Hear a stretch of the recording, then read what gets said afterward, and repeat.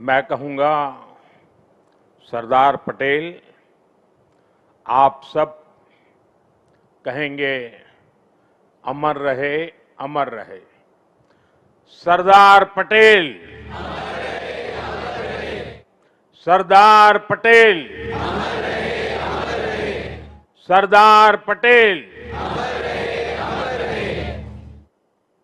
सरदार पटेल की 150वीं जयंती का ऐतिहासिक अवसर एकता नगर की ये दिव्य सुबह, ये विहंगम दृश्य सरदार साहब के चरणों में हमारी उपस्थिति आज हम सब एक महान क्षण के साक्षी बन रहे हैं।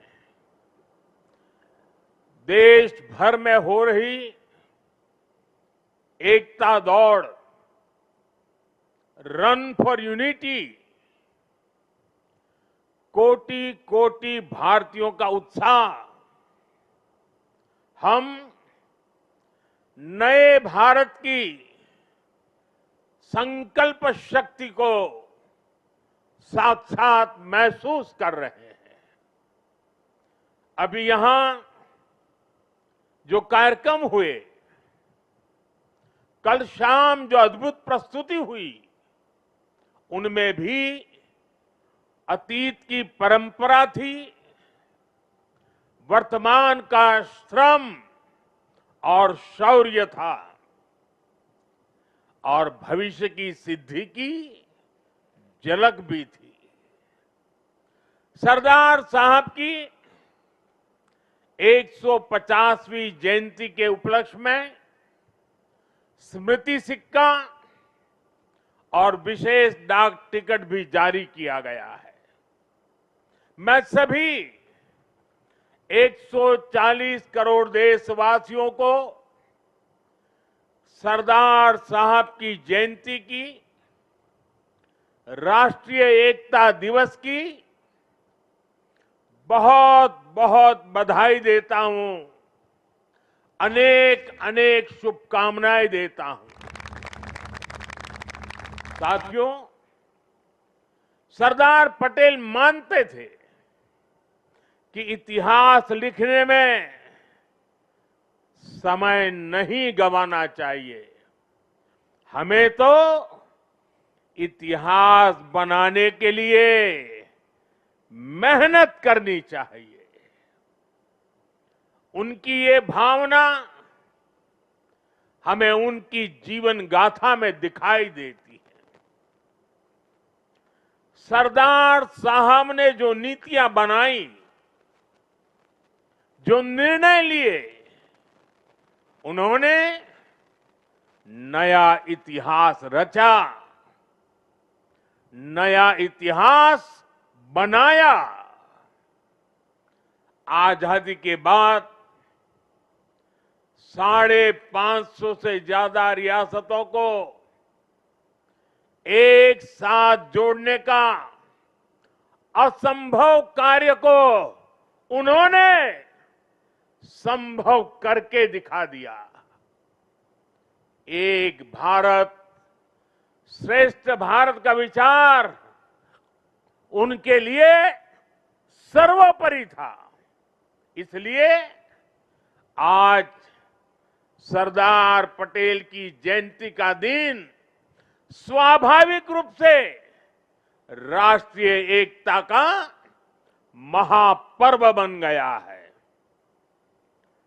जिस तरह हम 140 करोड़ देशवासी 15 अगस्त को स्वतंत्रता दिवस मनाते हैं, 26 जनवरी को गणतंत्र दिवस मनाते हैं, वैसे ही एकता दिवस का महत्व हमारे लिए प्रेरणा की पल है, गर्व की पल है।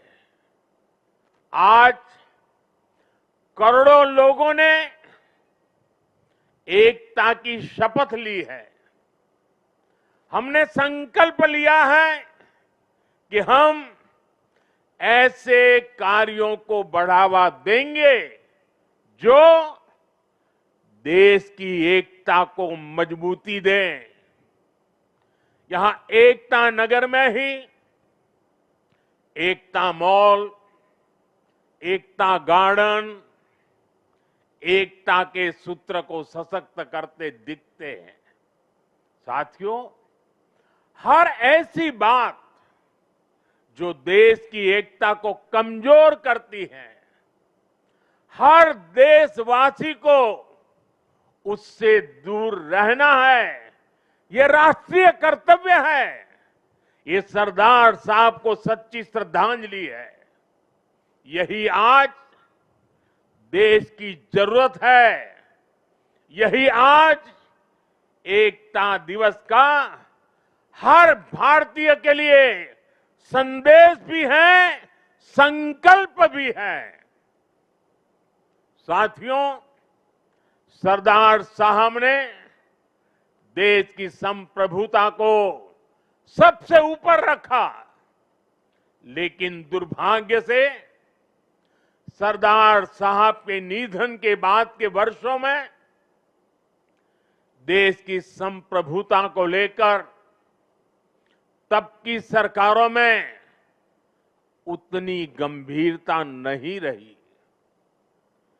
एक और कश्मीर में हुई गलतियां, दूसरी ओर पूर्वोत्तर में पैदा हुई समस्याएं और देश भर में जगह जगह पनपा नक्सलवाद, माओवादी आतंक, ये देश की संप्रभुता को सीधी चुनौतियां थी। लेकिन उस दौर की सरकारों ने सरदार साहब की नीतियों पर चलने की जगह रीढ़ विहीन रवैये को चुना।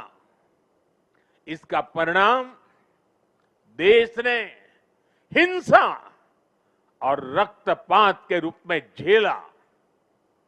साथियों, आज की युवा पीढ़ी में बहुत से लोगों को पता नहीं होगा,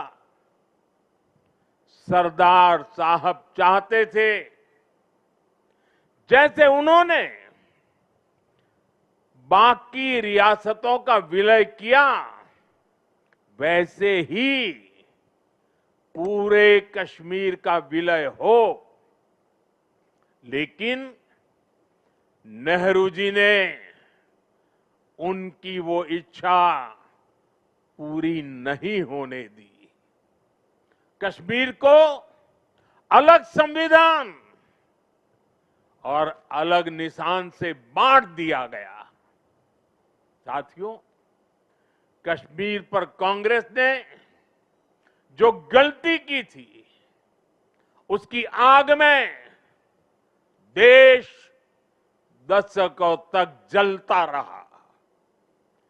कांग्रेस की लचर नीतियों के कारण कश्मीर का एक हिस्सा पाकिस्तान के अवैध कब्जे में चला गया। पाकिस्तान ने आतंकवाद को हवा दी। State sponsored terrorism.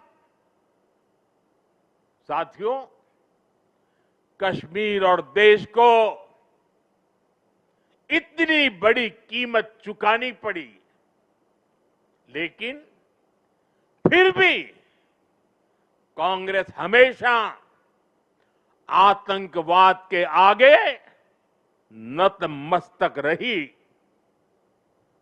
साथियों, कांग्रेस ने सरदार साहब के विजन को भुला दिया, लेकिन हम नहीं भूले। 2014 के बाद देश ने एक बार फिर उनकी प्रेरणा से भरी फौलादी इच्छा शक्ति को देखा है। आज कश्मीर आर्टिकल 370 की जंजीरों को तोड़कर पूरी तरह मुख्य धारा से जुड़ चुका है।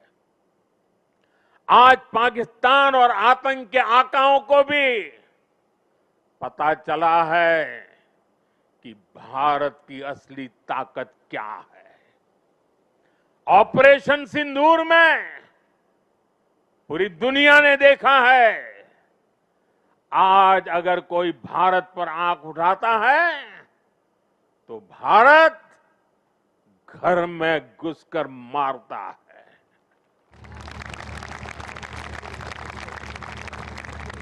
हर बार भारत का जवाब पहले से बड़ा होता है, पहले से ज्यादा निर्णायक होता है। ये भारत के दुश्मनों के लिए एक संदेश भी है। ये लौह पुरुष सरदार पटेल का भारत है। ये अपनी सुरक्षा और सम्मान से कभी भी समझौता नहीं करता है। साथियों, राष्ट्रीय सुरक्षा को लेकर पिछले 11 साल में भारत की सबसे बड़ी सफलता है नक्सलवाद, माओवादी आतंक की कमर तोड़ना। 2014 से पहले हमारे देश में हालत ऐसी थी कि देश के भीतर, देश के बीचों बीच नक्सली माओवादी अपनी हुकूमत चलाते थे। नक्सली क्षेत्रों में देश का संविधान नहीं चलता था। पुलिस प्रशासन वहां काम नहीं कर पाता था। नक्सली खुलेआम नए नए फरमान जारी करते थे, सड़कें नहीं बनने देते थे, स्कूल, कॉलेज और हॉस्पिटल को बम से उड़ा दिया जाता था और शासन प्रशासन उनके आगे लाचार नजर आता था।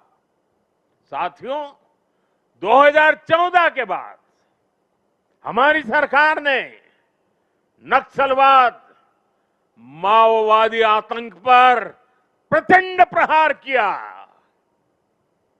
हमने शहरों में बैठे अर्बन नक्सलियों के समर्थकों, अर्बन नक्सलियों को भी किनारे लगाया। हमने वैचारिक लड़ाई भी जीती और नक्सलियों के गढ़ में जाकर उनसे मोर्चा लिया। इसका परिणाम आज देश के सामने है। 2014 के पहले देश के करीब 125 जिले माओवादी आतंक की चपेट में थे।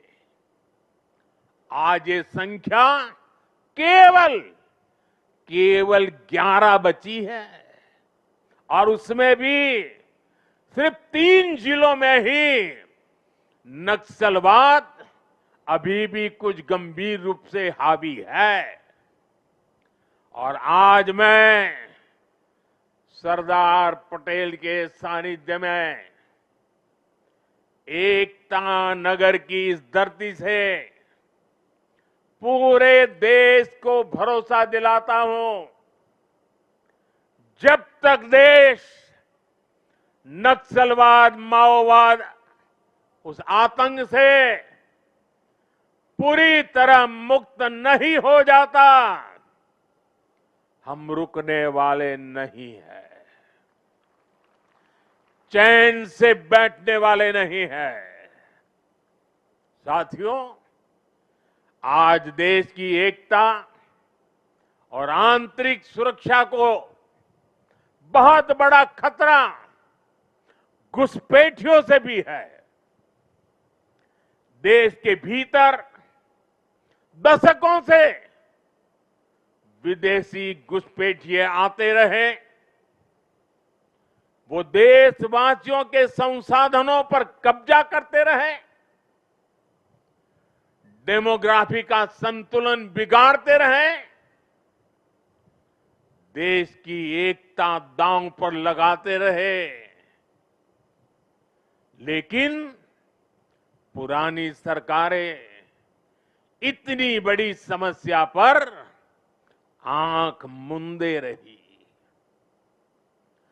वोट बैंक की राजनीति के लिए राष्ट्र की सुरक्षा को जानबूझकर खतरे में डाला गया। अब पहली बार देश ने इस बड़े खतरे के खिलाफ भी निर्णायक लड़ाई लड़ने की ठानी है। लाल किले से मैंने डेमोग्राफी मिशन का ऐलान किया है, लेकिन साथियों, अब आज जब हम इस विषय को गंभीरता से उठा रहे हैं, तो कुछ लोग देश हित से ज्यादा अपने स्वार्थ को ऊपर रख रहे हैं। ये लोग घुसपैठियों को अधिकार दिलाने के लिए राजनीतिक लड़ाई लड़ रहे हैं। इनको लगता है कि देश एक बार टूट गया, आगे भी टूटता रहे, इनको कोई फर्क नहीं पड़ता। जबकि सच्चाई ये है कि अगर देश की सुरक्षा और पहचान खतरे में आएगी, तो हर व्यक्ति खतरे में आएगा। इसलिए हमें आज राष्ट्रीय एकता दिवस पर फिर से संकल्प लेना है। हम भारत में रह रहे हर घुसपैठिए को बाहर निकाल करके ही रहेंगे। साथियों, जब हम लोकतंत्र में राष्ट्रीय एकता की बात करते हैं, तो इसका एक स्वरूप ये भी है कि हम विचारों की विविधता का सम्मान करें। लोकतंत्र में मतभेद स्वीकार्य है, मनभेद नहीं होना चाहिए। लेकिन विडंबना देखिए, आजादी के बाद जिन लोगों को देश ने दायित्व सौंपा, उन्हीं लोगों ने वी द पीपल की स्पिरिट की हत्या करने का प्रयास किया। उन्होंने अपनी सोच और विचारधारा से अलग हर व्यक्ति और संगठन का तिरस्कार किया, उसे डिस्क्रेडिट करने की कोशिश की। देश में राजनैतिक छुआछूत को एक कल्चर बना दिया गया था। हम सभी को पता है, कांग्रेस सरकारों में सरदार पटेल और उनकी लेगेसी के साथ क्या क्या हुआ है। इन लोगों ने बाबा साहब आंबेडकर के साथ जीते जी और उनके जाने के बाद भी क्या किया, नेताजी सुभाष चंद्र के साथ क्या किया, डॉक्टर लोहिया और जयप्रकाश नारायण जैसे लोगों के साथ भी कांग्रेस ने यही किया। इस साल राष्ट्रीय स्वयंसेवक संघ के आरएसएस के 100 वर्ष पूरे हुए हैं। संघ पर भी कैसे कैसे हमले किए गए, षड्यंत्र किए गए। एक पार्टी एक परिवार के बाहर हर व्यक्ति और हर विचार को अछूत बनाने की भरसक कोशिश हुई।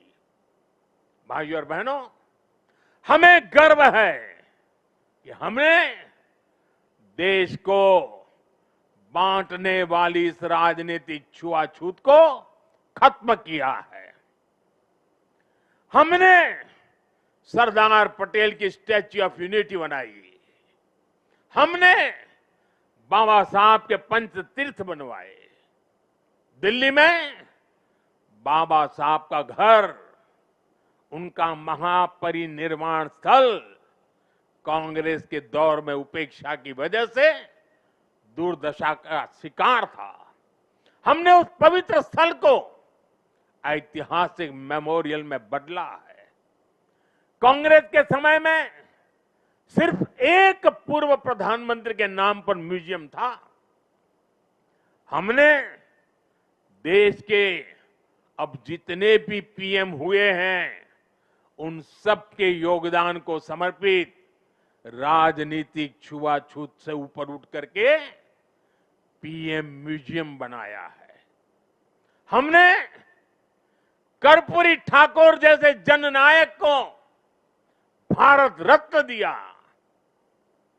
पूरे जीवन कांग्रेस को समर्पित रहने वाले प्रणब दा को हमने भारत रत्न दिया और विरोधी विचार वाले मुलायम सिंह यादव जी जैसे नेता को भी हमने पद्म पुरस्कार से सम्मानित किया। इन फैसलों के पीछे सोच यही थी कि राजनैतिक मतभेदों से ऊपर उठकर देश के लिए एकजुट होने की भावना मजबूत हो। ऑपरेशन सिंदूर के बाद विदेशों में गए हमारे सर्वदलीय प्रतिनिधि मंडल में भी हमने एकता की इस झलक को देखी है। साथियों, राजनीतिक हितों के लिए देश की एकता पर प्रहार की सोच ये गुलामी की मानसिकता का हिस्सा है। कांग्रेस ने अंग्रेजों से केवल पार्टी और सत्ता ही नहीं पाई, बल्कि कांग्रेस ने गुलामी की मानसिकता को भी आत्मसात कर लिया था। आप देखिए, अभी कुछ दिन बाद ही हमारे राष्ट्रगीत वंदे मातरम के 150 साल होने जा रहे हैं। 1905 में जब अंग्रेजों ने बंगाल का विभाजन किया, उसके प्रतिरोध में वंदे मातरम हर देशवासी का स्वर बन गया था। वंदे मातरम देश की एकता और एकजुटता की आवाज बन गया था। अंग्रेजों ने वंदे मातरम बोलने की बात तक बैन लगाने की कोशिश की थी। अंग्रेज इस कोशिश में कभी भी कामयाब नहीं हो पाए। कई हिंदुस्तान के कोने से वंदे मातरम का नारा गुंजता ही रहा। लेकिन जो काम अंग्रेज नहीं कर पाए, वो काम कांग्रेस ने कर दिया। कांग्रेस ने मजहबी आधार पर वंदे मातरम के एक हिस्से को ही हटा दिया। यानी कांग्रेस ने समाज को भी बांटा और अंग्रेजों के एजेंडे को भी आगे बढ़ाया। और मैं आज एक बात बहुत जिम्मेदारी से कह रहा हूं, जिस दिन कांग्रेस ने वंदे मातरम को तोड़ने का, काटने का, विभाजित करने का फैसला लिया था, उसी दिन कांग्रेस ने भारत के विभाजन की नींव डाल दी थी। कांग्रेस ने वो पाप नहीं किया होता तो आज भारत की तस्वीर कुछ और होती। साथियों, उस समय सरकार में बैठे लोगों की ऐसी सोच के कारण ही देश ने इतने दशकों तक गुलामी के प्रतीकों को भी ढोया।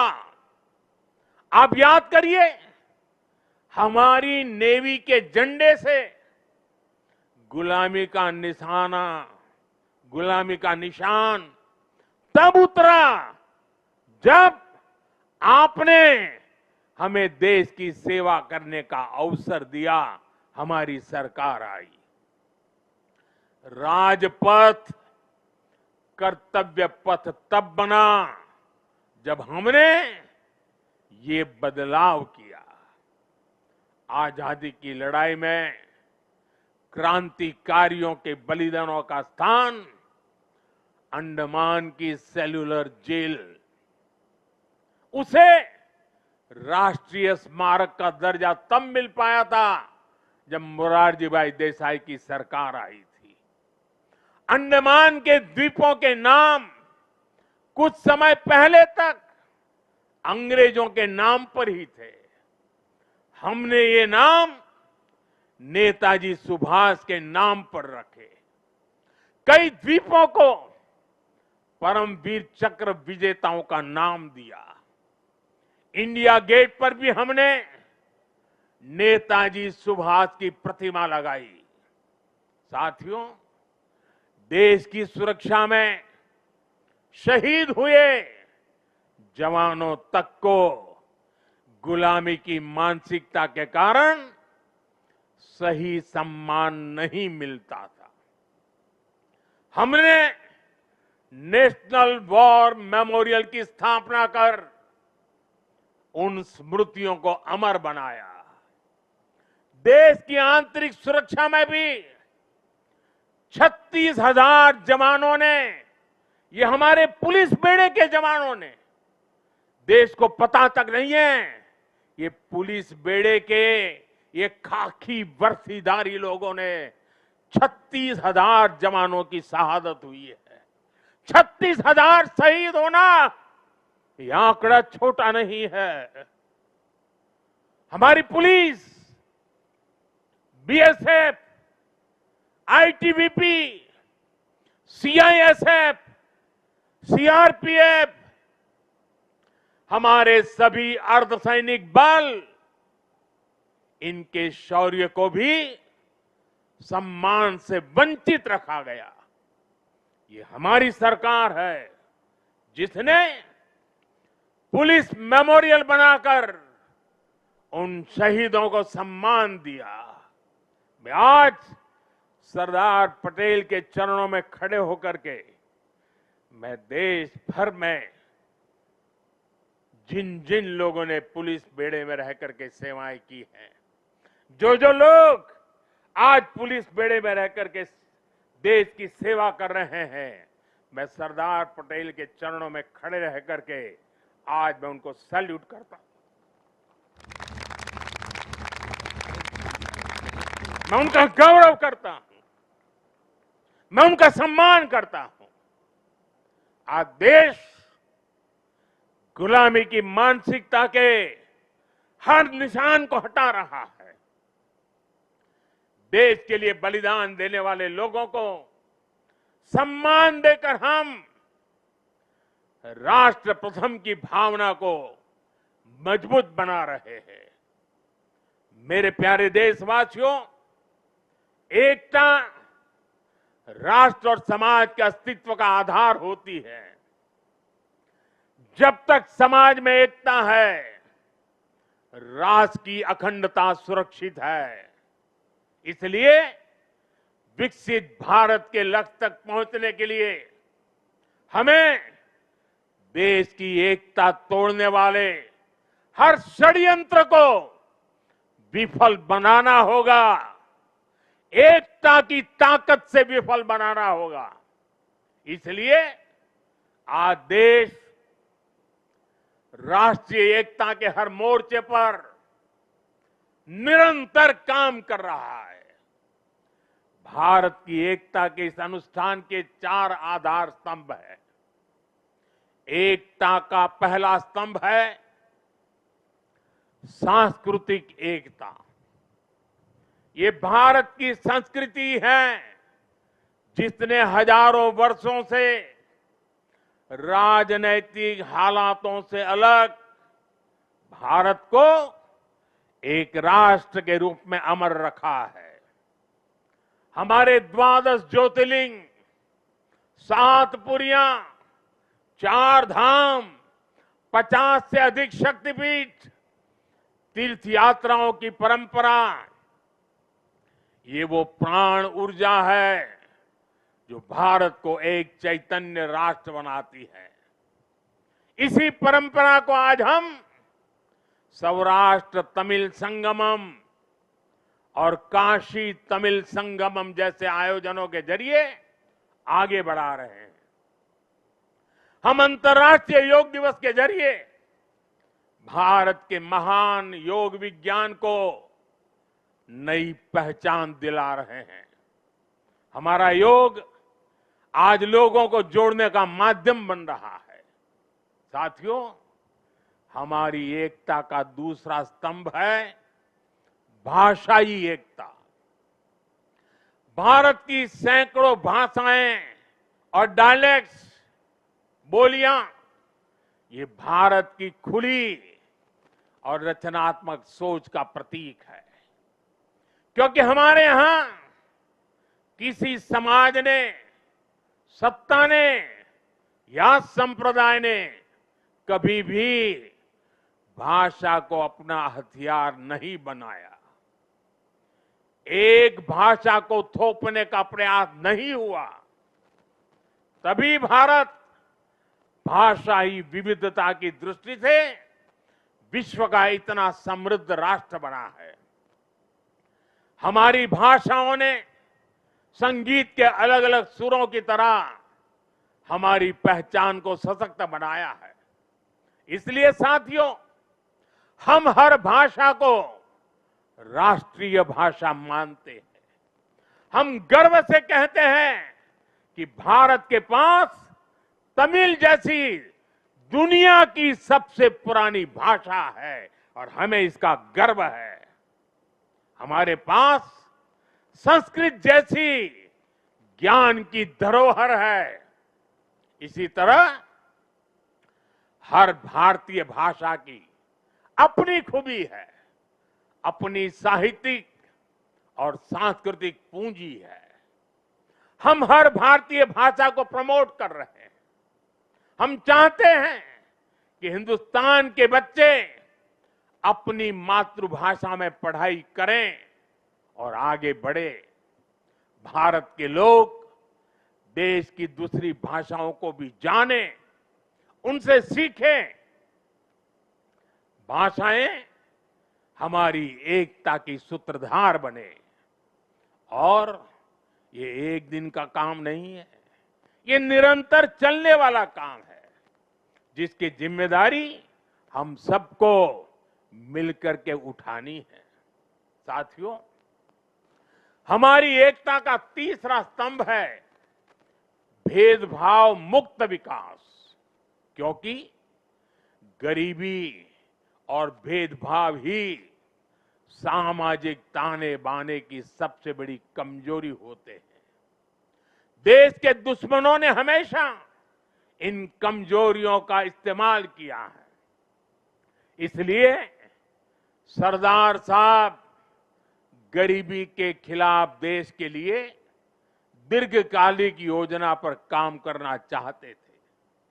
सरदार पटेल ने एक बार कहा था कि अगर भारत को आजादी 1947 के बजाय उससे भी 10 साल पहले मिल गई होती तो भारत 1947 तक भारत खाद्यान्न की कमी के संकट से मुक्त हो चुका होता। उन्होंने कहा था कि जैसे उन्होंने रियासतों के विलय की चुनौती सुलझाई, वो अन्न की कमी की चुनौती भी सुलझा कर ही रुकते। ये थी सरदार साहब की इच्छा शक्ति। बड़ी से बड़ी चुनौती से निपटने के लिए हमें यही इच्छा शक्ति दिखानी होती है। और मुझे गर्व है कि हमारी सरकार सरदार साहब के इन अधूरे संकल्प को भी पूरा करने में लगी है। बीते एक दशक में हमने 25 करोड़ देशवासियों को गरीबी से बाहर निकाला है। आज करोड़ों गरीबों को घर मिल रहा है, घर घर साफ पानी पहुंच रहा है, मुफ्त इलाज की सुविधा मिल रही है। यानी हर नागरिक के लिए गरिमापूर्ण जीवन, ये आज देश का मिशन भी है और विजन भी है। भेदभाव और भ्रष्टाचार मुक्त ये नीतियां आज राष्ट्रीय एकता को मजबूत बना रही है। साथियों, राष्ट्रीय एकता का चौथा स्तंभ है कनेक्टिविटी से दिलों का कनेक्शन। आज देश में रिकॉर्ड हाईवेज और एक्सप्रेसवेज बन रहे हैं। वंदे भारत और नमो भारत जैसी ट्रेनें भारतीय रेल को ट्रांसफॉर्म कर रही है। छोटे शहर भी अब एयरपोर्ट की सुविधा से जुड़ रहे हैं। इस आधुनिक इंफ्रास्ट्रक्चर से भारत को लेकर दुनिया का नजरिया ही पूरी तरह बदल रहा है। इसने उत्तर से दक्षिण, पूरब से पश्चिम देश की दूरियों को भी कम किया है। आज लोग आसानी से दूसरे राज्यों में पर्यटन के लिए जा रहे हैं, व्यापार के लिए जा रहे हैं। ये पीपल टू पीपल कनेक्ट और कल्चरल एक्सचेंज, उसका एक नया दौर है जो राष्ट्रीय एकता को बल दे रहा है। और डिजिटल रिवॉल्यूशन जो हुआ है, उसने इस एकता को नई मजबूती देने का अवसर भी दिया है। आज डिजिटल कनेक्टिविटी का भी दिलों की कनेक्टिविटी में एक नया मार्ग प्रशस्त हो रहा है। साथियों, सरदार पटेल ने एक बार कहा था, मुझे सबसे ज्यादा खुशी तब मिलती है जब मैं देश के लिए काम करता हूं। मैं भी आज हर देशवासी से यही आह्वान करता हूं, देश के लिए काम करने से बड़ी खुशी कोई और नहीं हो सकती। मां भारती की साधना हर देशवासी की सबसे बड़ी आराधना है। जब 140 करोड़ भारतवासी एक साथ खड़े हो जाते हैं तो चट्टानें खुद रास्ता छोड़ देती हैं। जब 140 करोड़ देशवासी एक स्वर में बोलते हैं तो वो शब्द भारत की सफलता का उद्घोष बन जाते हैं। हमें एकता के इसी मूल मंत्र को अपना संकल्प बनाना है। हमें बंटना नहीं है, हमें कमजोर नहीं पड़ना है। यही सरदार साहब के लिए हमारी सच्ची श्रद्धांजलि है। मुझे विश्वास है हम सब साथ मिलकर एक भारत श्रेष्ठ भारत के संकल्प को मजबूती देंगे। हम साथ मिलकर विकसित भारत और आत्मनिर्भर भारत के सपने को पूरा करेंगे। इसी भाव के साथ मैं एक बार फिर सरदार साहब के चरणों में श्रद्धांजलि देता हूं। मेरे साथ बोलिए, भारत माता की आवाज देश के हर कोने में पहुंचनी चाहिए। साथियों, भारत माता की, भारत माता की। भारत माता की वंदे वंदे वंदे वंदे वंदे वंदे वंदे। आप सबका बहुत बहुत धन्यवाद।